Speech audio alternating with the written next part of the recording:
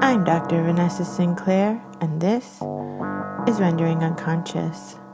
My guest today is Dr. Fernanda Magallanes, a psychoanalyst practicing in Mexico City. For more, visit her website, fermagallanes.com. That's FerMagallanes.com. You can support the podcast by visiting our Patreon, patreon.com/VANESSA23CARL. Your support is greatly appreciated.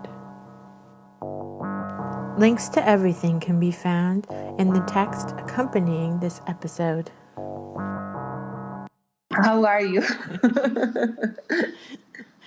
I'm okay as can be in these very uncertain times. It is. It's difficult. And you are seeing your patients from distance, no? I guess you've been seeing them for long distance because you want to live somewhere else, right? Exactly. Ever since I left New York, all of my patients have been remote because most of them are still in America.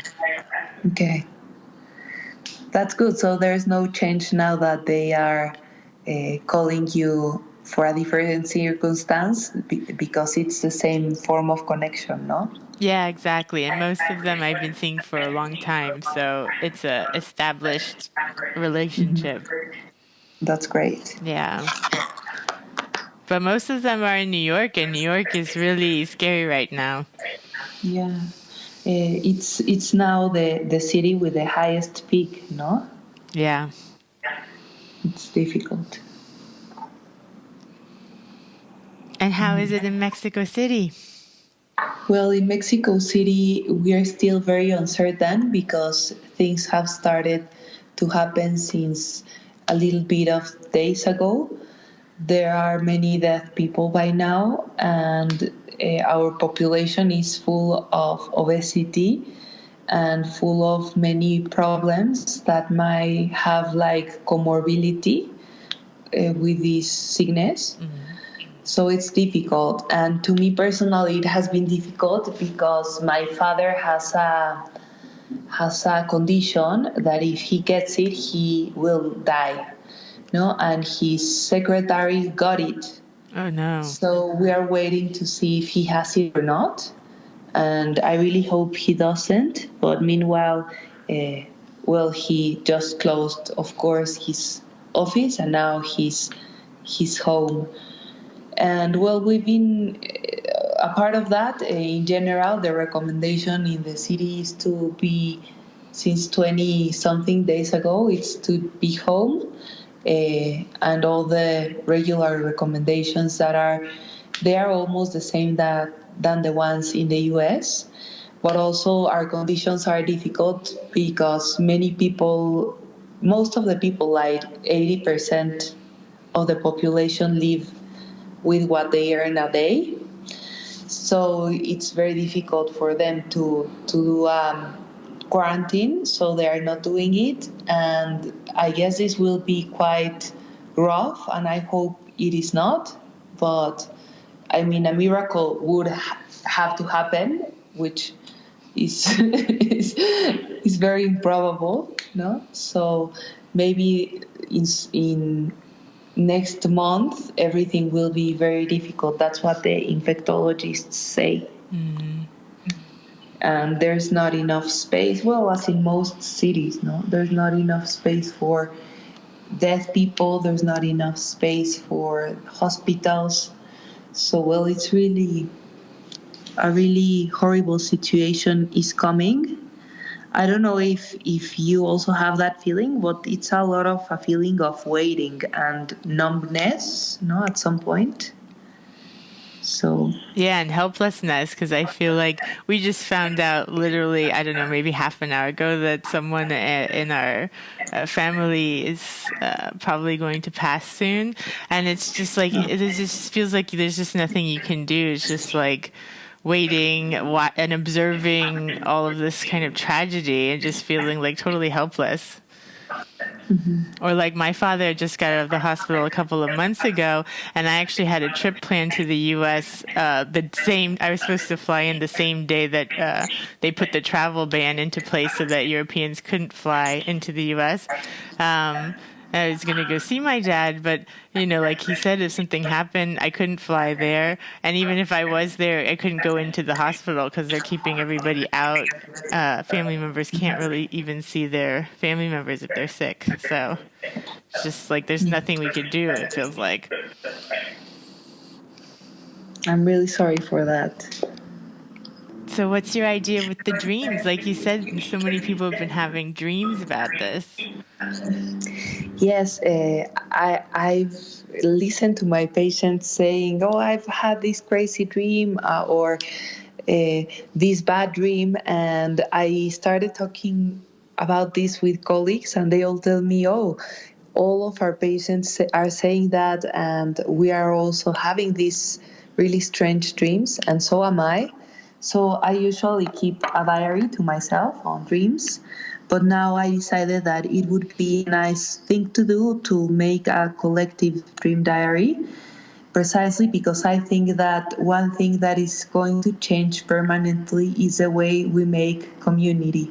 And this can be a very good opportunity because it's not like we used to have the best means to do community. I think that communities usually tend to become functional instead of habilitating like a place for individuality to be there.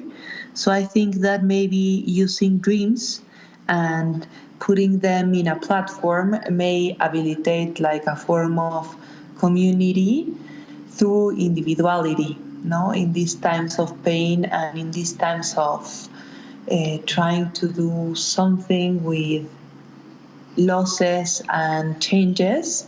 No, I think that it's a very good sign that people are dreaming and that should be used, no? Because usually, as I was telling you before, what happens here in Mexico is that losses are usually disavowed and they are usually thrown bodies are thrown to mass graves, so that the places we walk over might be these clandestine graves, and we don't even know, and we disavow it and never talk about it and never make I'm losing the word. We never mourn for those bodies. Mm-hmm. And this might be our opportunity because something is named as something one can lose, the loss of life and I think it's an opportunity to lose in community and to be there even if we are distant, even if we cannot go to the hospital to see our sick people, even if we cannot go and even if there will not be the ability to give sepulcher to people who are dying, we can give sepulcher in other forms, and I think that the dreams might habilitate that kind of mourning, that it's a form of mourning a lost object. So that's what I bet on with this collective dream diary. And of course it would be without interpretations or anything. It's not like a group therapy, but more like a platform to just know that your sorrow or pain or what you're going through in ways one does not understand can be shared and sustained holded in some form, held. Mm-hmm. Yeah, I think that's lovely. And like you said, it's just like a place for it, a place to collect these things. And other people can kind of see each other's and feel maybe some recognition or resonance or, sense of community. Yes. Is there any dreams that you can share that aren't from patients, but are there any other dreams you've heard of or your own dreams? Yes, people have been sending dreams these last 3 days. I am not uploading anything that is from my patients because I think that this platform should just be for those who want to share them there. I don't want any transference involved. Only like if people who know the what this diary is about and they want to share it, they share it. But well, yes, there are very interesting dreams. A friend of mine who decided to give her name, she's an 80-year-old woman. She's passing through very difficult things, and she is having very erotic dreams, and she's sharing all of them. There are dreams that are very interesting because they are from women passing through this difficult time with their husbands and coming into another level of intimacy, and then their kids start dreaming things about monsters and let them know. So also those kind of dreams are being shared. And I don't know, maybe I can read one of the ones that have been shared. That'd be For great. example, this one, which is very short, is: I dreamt of Carla. We both had a red Volkswagen. Ha ha ha. I thought, why did I change my automobile for this one?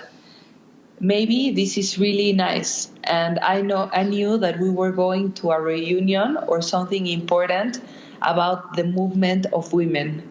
And I find it funny because something that happened here in Mexico is that the 8th of March, the March for Women was historical here, So all the streets were super packed and full of women shouting and being there, which didn't happen before, So feminism is really taking the streets.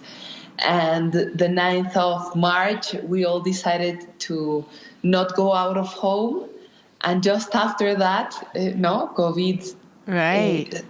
here. So it's interesting how this movement of women suddenly came into silence and started becoming something else. And many women now are having to call for domestic violence in different ways, or feminists now changed their point of view from going into the streets to now alerting in many social media and those kind of platforms to please call if they are being violated. And there have been many reports of violence against women within the domestic space.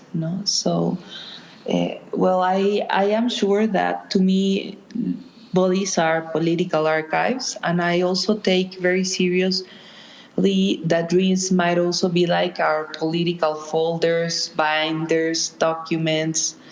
So what I really appreciate about these dreams is that, to me, it's not only something individual, but something that we are sharing, Even if, for example, this person has just dreamed about 2 red Volkswagens and the movement of women, those images will be interpelling for all of us, So that's why I also send this to the Das Unbehagen, because I would like people from many places to participate. I think that now is a great time to see that how we are all interconnected in ways that we don't know, and that it's important to give that a respect, and to make psychoanalysis a form of understanding also political things that happen, not only an individual space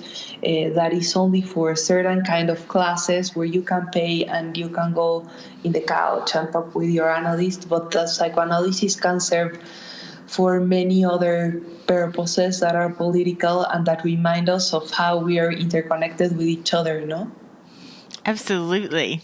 I like psychoanalysis being in many different arenas and not just in the clinical encounter. Where would people send in their dreams if they want to share? By now, because I did this really fast, what is to my email, and they can send it with an anonymous name, with their actual name, or with their initials, and I just copy and paste without any intervention to the text. But maybe if this becomes bigger, I will make another email about this collective dream diary so that it is not addressed to my own email. Yeah, and then are they able to be read on your website? It's like a blog? Yes, it's a blog called, it's Diario Colectivo de Sueños.blogspot.com. I'll send it to you. Cool. My immediate association to the two red Volkswagens, it reminded me of The Handmaid's Tale and all the women in their red dresses. Oh, that's interesting. Yeah, which is like the opposite of Take You to the Streets. But I've also watched it recently, so it's probably on my mind. I tried to watch The Handmaid's Tale when I was still in New York when it first came out, and I just couldn't watch it while I was there, and the election had just happened, and it was too real. It's too much. But now that I live in Sweden, I can watch it from afar. It's still really difficult to watch, though, I must say, at times. The interesting thing that's happening to me is that I usually am a very vivid dreamer and remember my dreams pretty much every night, at least like fragments of them. But for like the past 3 weeks, I haven't remembered anything. It's like completely blank when I wake up. Yes. And are you being able to sleep well? Yeah, I'm sleeping very heavily, but I usually never really have a problem sleeping. I usually sleep pretty deeply.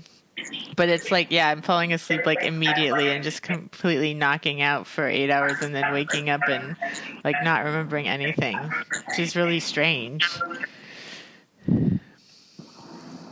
It is. Things are changing, no, in the way we dream, in the form of sleeping, and I don't know. It's important. I think that should be given a thought, no? Absolutely. Absolutely. When I remember a dream, I will write it down and send it to you. Thank you. Great.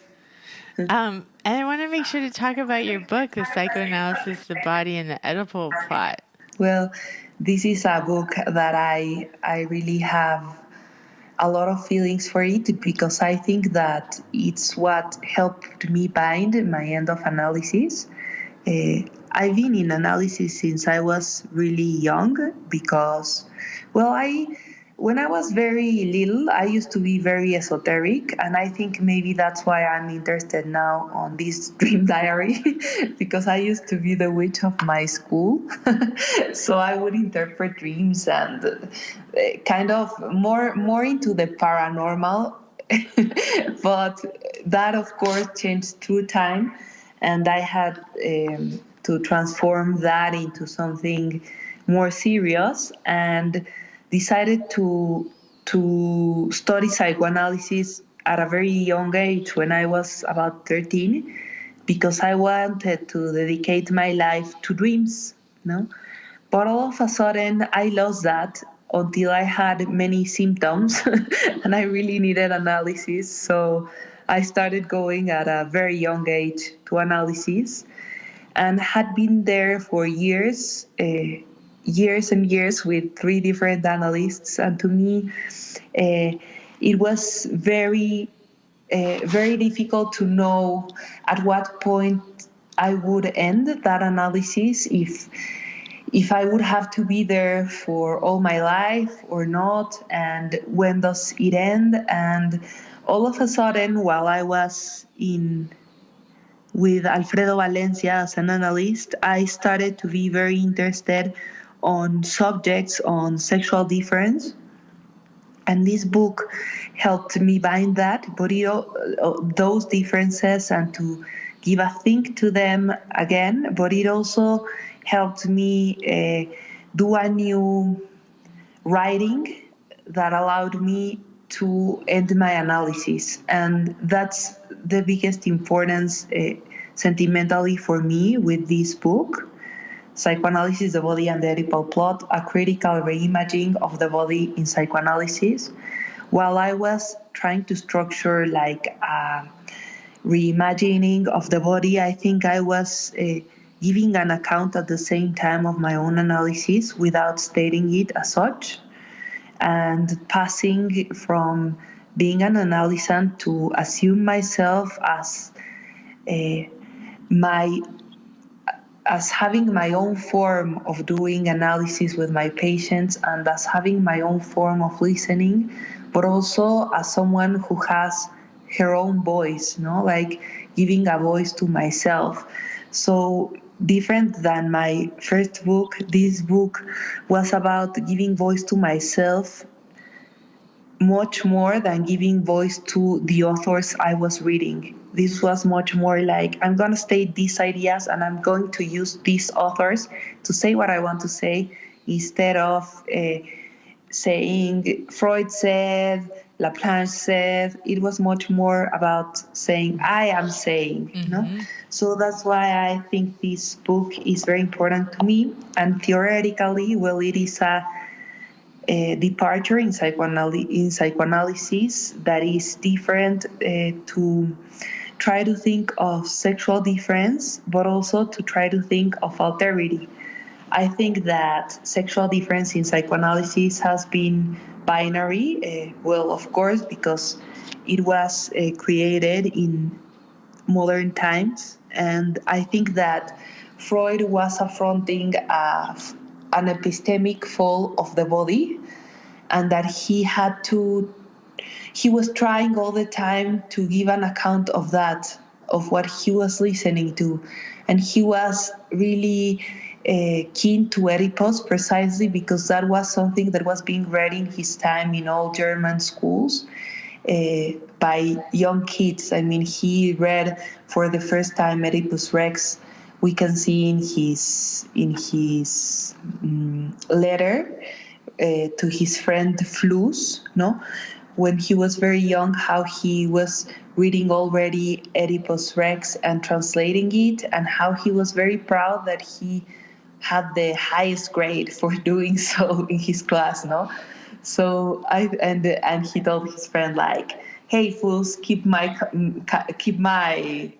letter because I'm gonna become famous." So somehow I think that Freud knew that he was going to become famous at some level with Oedipus, because Oedipus was an important myth retaken in his time, because it is a myth about patriarchy, and a certain form of patriarchy was for sure falling through all Europe, First with Henry VIII killing him and taking his head off, but also it was the emergence of many movements that talk about the fall of patriarchy, like anarchy, like the start of thinking about communism, like the start of feminism, theoretical feminism, not only active feminism. So to me, it was very interesting to see how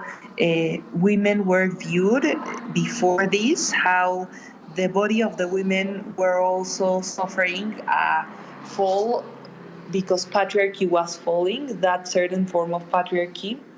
And it was astonishing to me to do research on historical forms of understanding the body.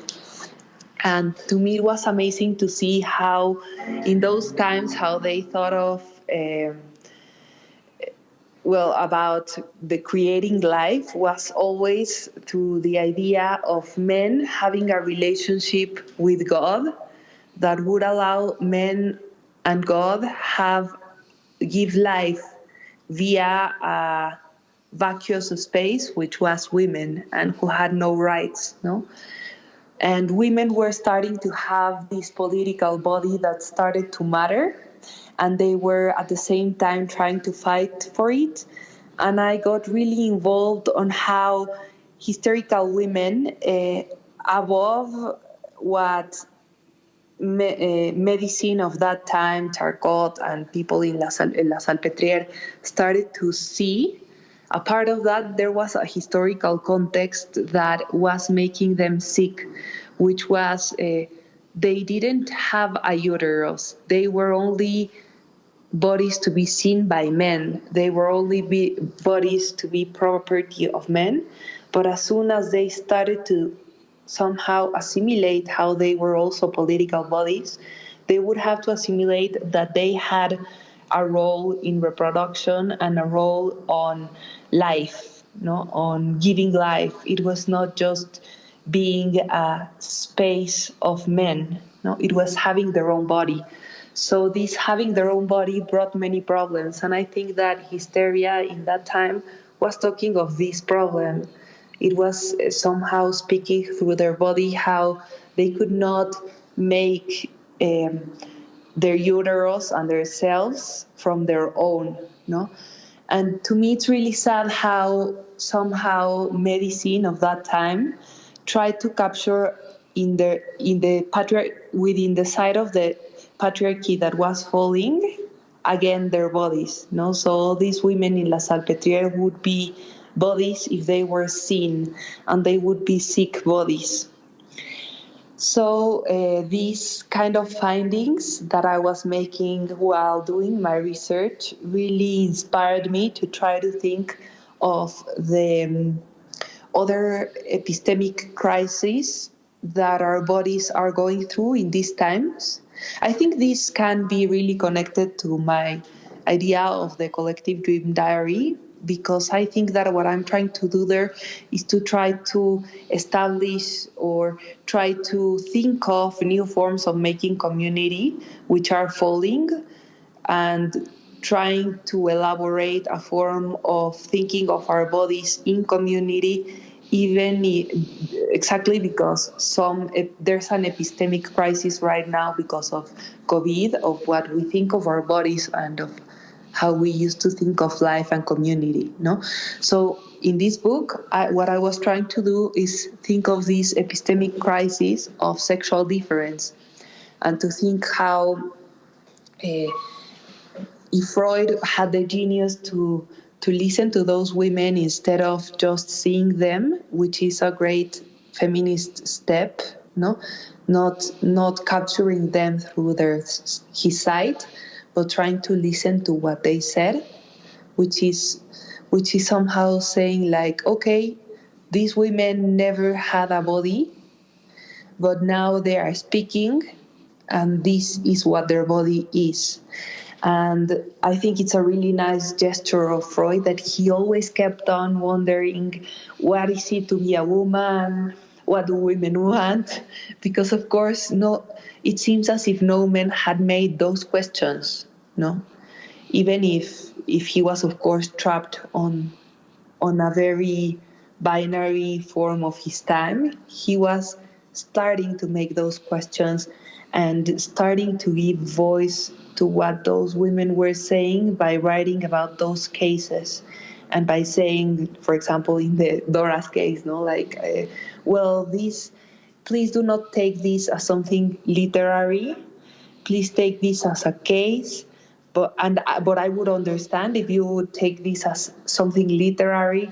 So I think he was always going through this problem of trying to figure out what was going on with their bodies and how to talk about them, precisely because his voice would never be their own voice. So he would not treat them literarily, because that would be what they would have to do. But at the same time, him also being trapped by this vision of the people dedicated to medicine that would read him. So all this made me think of how also somehow I had been through all of my life, through all of my adult life and through all of my adolescent times, in analysis, and it also helped me elaborate how I had thought of that place as something that supposedly knew something about me that would be my work to write, to write about what I was going through and to give myself a voice as a woman and as a body that speaks. So I think that that's what happened through this book. While I was doing this account of things going on for women, I was also trying to give an account of myself, but then also trying to another thing that happens in my book is that I try to think in Freudian metapsychology, how the body is always a political archive in Paul Preciado's terms. And to me, that's really important because it is necessary to restate how psychoanalysis can serve us as a political theory, so that it helps us see how it's not about only individuality and how we dream individually or how we express ourselves individually, but how our bodies also get sick for political circumstances, such as what I was seeing in the hysteria of that time. And many questions arrived to me, which I then addressed about Oedipus as a myth. I think that Freud had many ways of thinking of Oedipus. One was thinking of it as a structure that makes a body subject of political circumstances. Another way was seeing Oedipus as a structurer of the mind within family. So it's a familial plot. And another form is that it's somehow a myth that is unconscious and that it elaborates certain forms of symbols. So I think that there were many terms on how Freud thought of Oedipus to restate. And to put, it was important for me, instead of trying to think of patients and even of myself within that Oedipal plot, to now put Oedipus in the couch of feminist theories, so that another voice would enter the space of listening and the place of knowledge and question Oedipus. So my work here is to question Oedipus as a plot and Oedipus as it has been thought of in Lacanian psychoanalysis as if it is a structure to make symbols, and if it is the only way we have to make symbols. But also something that was very important to me is that I see that many psychoanalysts say that most patients now bring problems that are pre-symbolic, or I see also that many talk about pre-Oedipal stages. So I started to become curious at what point those supposed pre-Oedipal patients would only be patients talking about new forms of narratives that we have not thought of, and that we as psychoanalysts have been very, I don't know how to say that word, but very necios, very close-minded. Like narrow in our view, yeah. Yeah, to think that only through the Oedipal plot we can symbolize. What if there are other forms of making symbols, and what if there are other forms that do not cross a triangularity as we have thought of it within a familiar stage? No? So my book is about questioning that and about opening spaces for Oedipus to become something else, because I think Oedipus has also been a sign that has been repeated in all psychoanalytic theory. And as we know, as psychoanalysts, repetition speaks of the death drive, no? So if Oedipus is not changing so much within theory, it means that something about the death drive is acting within our concepts of Oedipus. So what I tried to do was like a work of deconstruction of the Oedipal myth and to play with it with Oedipus in Colonos and with Derrida's statement that Oedipus in Colonos was thinking of his place of death, so that it might be that hospitality is a problem that is much more important even than did I kill my father, did I sleep with my mother, what's the consequences of that, how do I ascribe to culture because of those prohibitions. And so I started to be very, very interested on hospitality, and this book is a lot about that, about thinking of psychoanalysis as a place for hospitality to occur. And now that I'm saying this, I think that this connects with the Dream Diary, because what I'm trying to do there is just no interpretation, no third voices, only a person writing about what that person has dreamt of, giving account of itself publicly with a name or another name, but having this platform for hospitality to occur, no? So, I think that's more or less a general account of this book. It's wonderful. And I love, you mentioned Paul Preciado.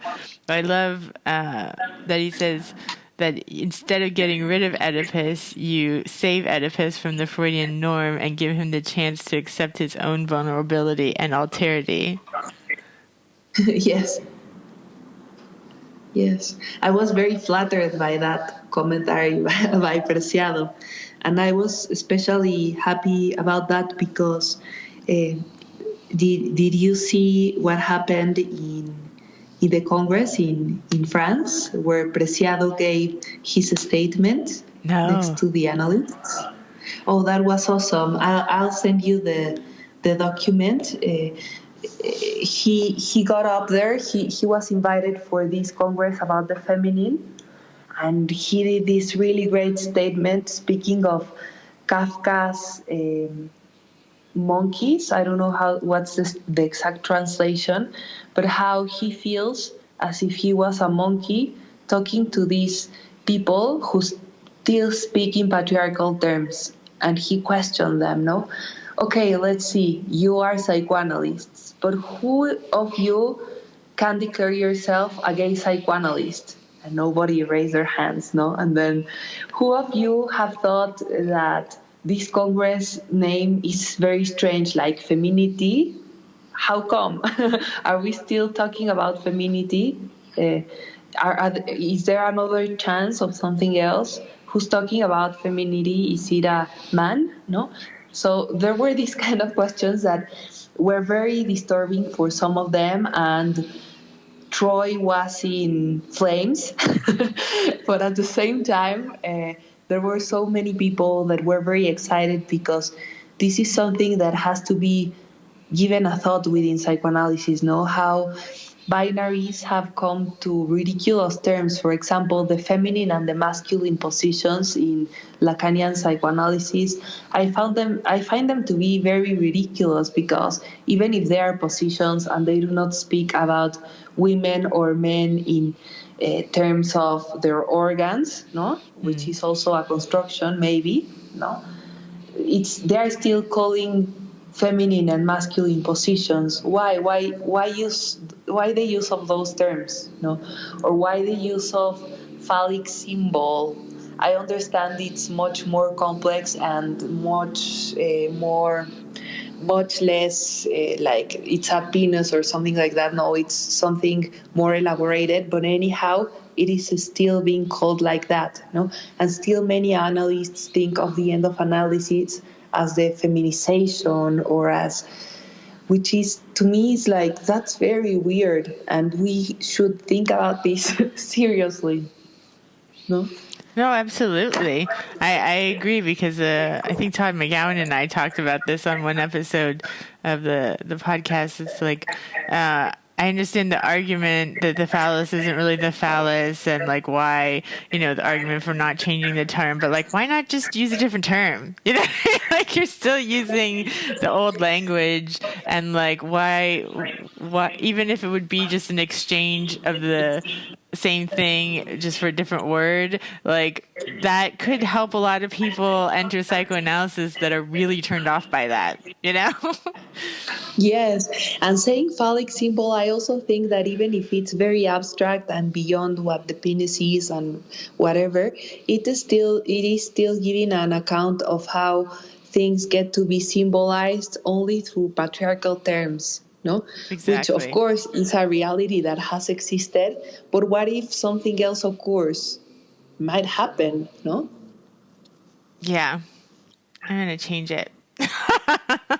Let's change it. Yeah. Let's change it. Let's do that. I saw you had other books, too. This was the only one that I had read. Yes. Before this one, I wrote about what does a woman want?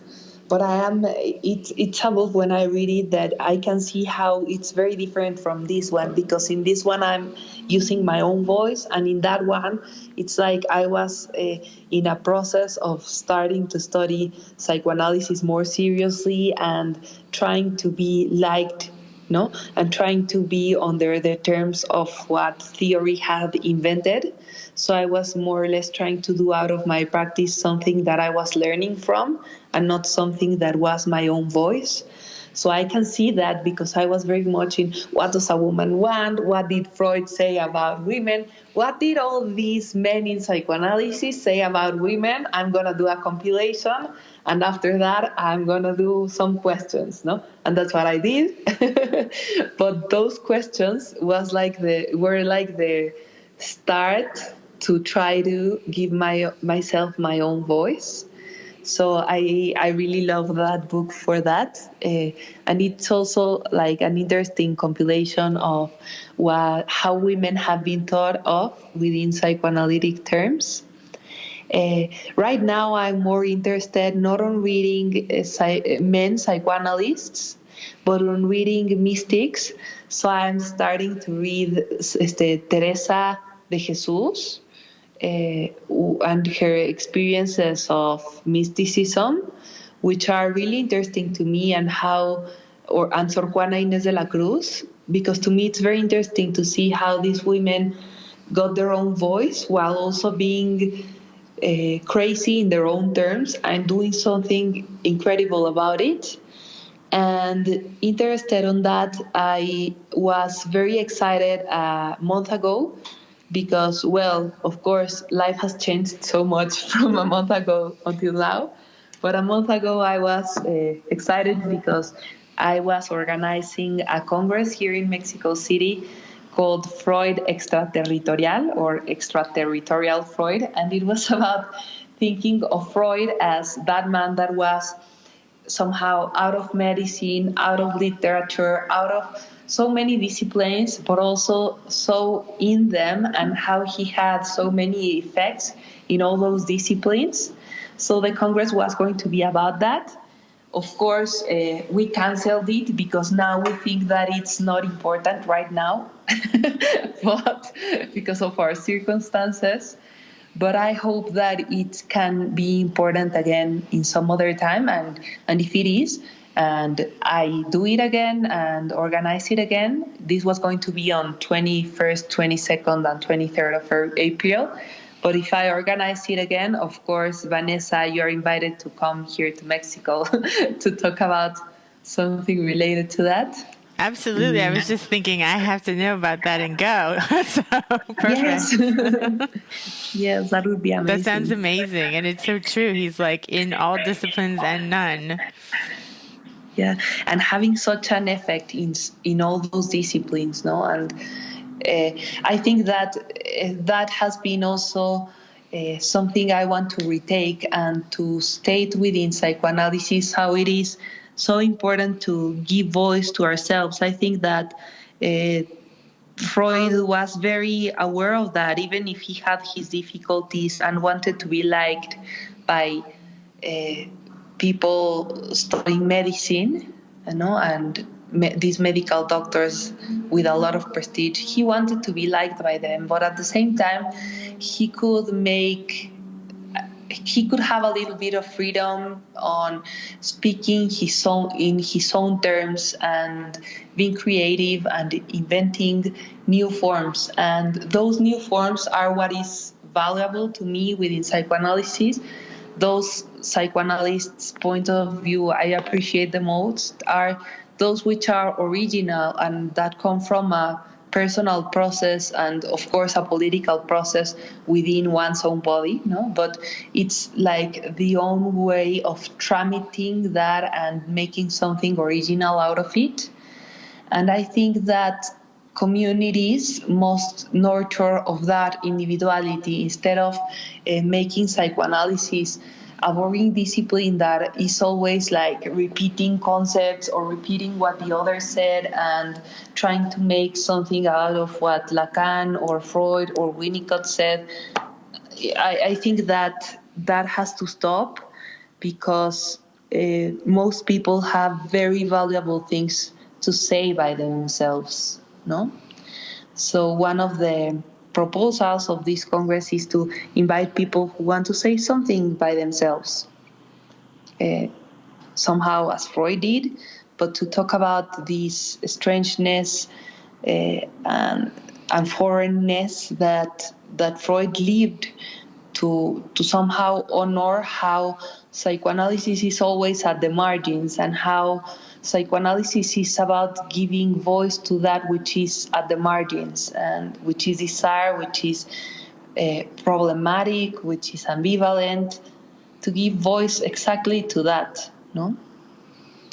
Absolutely. And I completely agree that I really hope that psychoanalysis as a field is moving towards what you're talking about, like supporting individual voices rather than kind of this really academic regurgitation of like theory as dogma, because I think that's gotten really stale and is not it's not that useful. It's that's what we did in school, and then after you've kind of learned what other people have to say, shouldn't we be able to say what we have to say?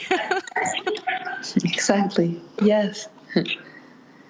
They all said what they had to say. Freud was thinking his ideas and listening to other people. Lacan found his own voice, so we should find our own voices and not just repeat them. Yes, exactly. That's very condensedly put what I've been thinking of, I think. Yeah, I've been feeling the same way.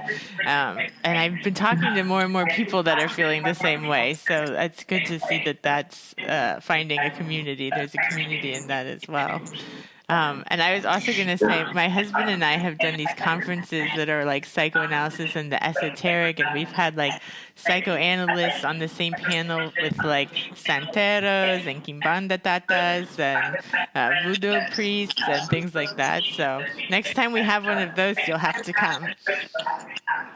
Great, awesome, thank you.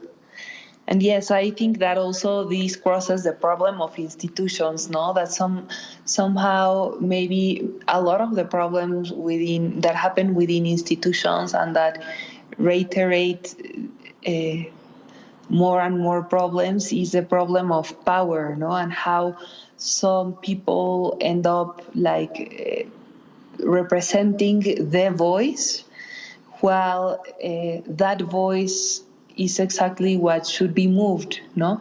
It's more like making community with many analysts so that we can all speak and have an exchange of our ideas and get to know how the other thinks and open up to all voices instead of reiterating the power of one person that will analyze certain persons and that will say about it's not about that. No, it's at the end it's about thinking and about sharing thoughts and making a community out of individualities, not about fusing with what one person says or the way one person works.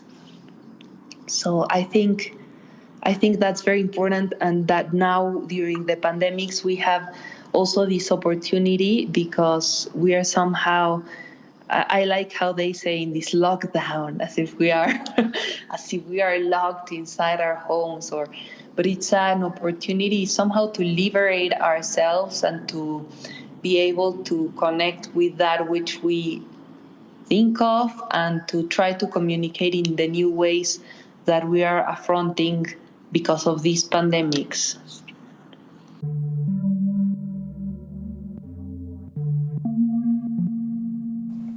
Thank you for listening to Rendering Unconscious. You've just heard a discussion with Dr. Fernanda Magallanes, a psychoanalyst practicing in Mexico City. For more, please visit her website, fermagallanes.com. That's FerMagallanes.com.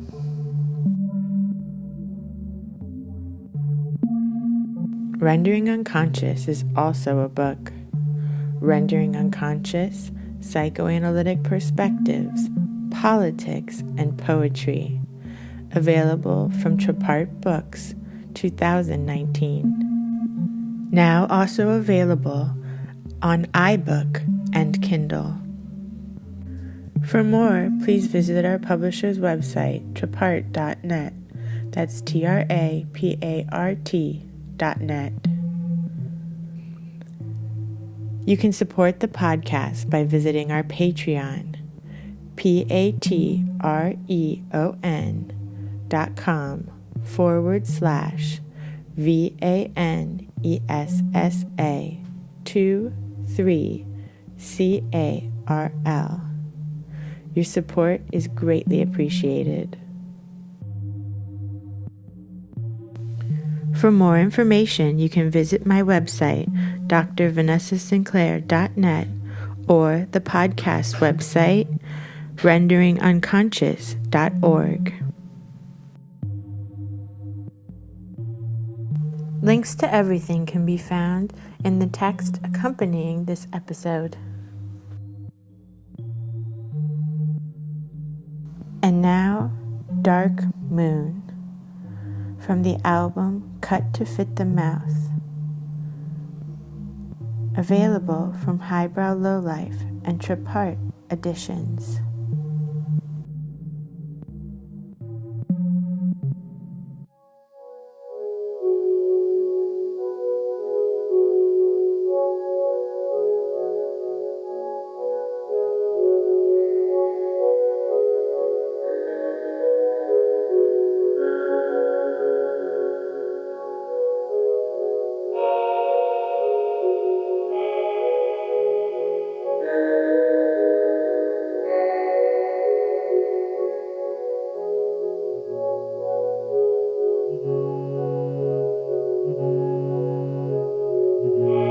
Recorded on the new moon, June 3rd, 2016. My lunar module could never rust. Take me to the moon. The dark side of the moon, yeah, temporarily in is Lilith. And I bring to you, despised, and I seek your moment of freedom. Were, spare, developed, and idio-cut. Creative space, habit, right there. As soon as the knowledge, by leaving the child. Fly to UK to sign books. Return home from UK. Brian Geisen and William S. His works, however, the definition, connective tissue, as the skin, limbs, and divination proved, was not that. Very, be with you, know or not know, of laboring feel. Of laboring feet, know or not know. Be with you, very, that was not proved. And divination, as the skin, limbs, connective tissue, definition, his works, however, the Brian Geisen and William S. Return home from UK, fly to UK to sign books, knowledge by leaving the child habit right there, as soon as despair created an idiosyncratic space, were moment of freedom, despised, and I seek your, is Lilith, and I bring to you, temporarily in the dark side of the moon. Yeah, take me to the moon. My lunar module could never rest.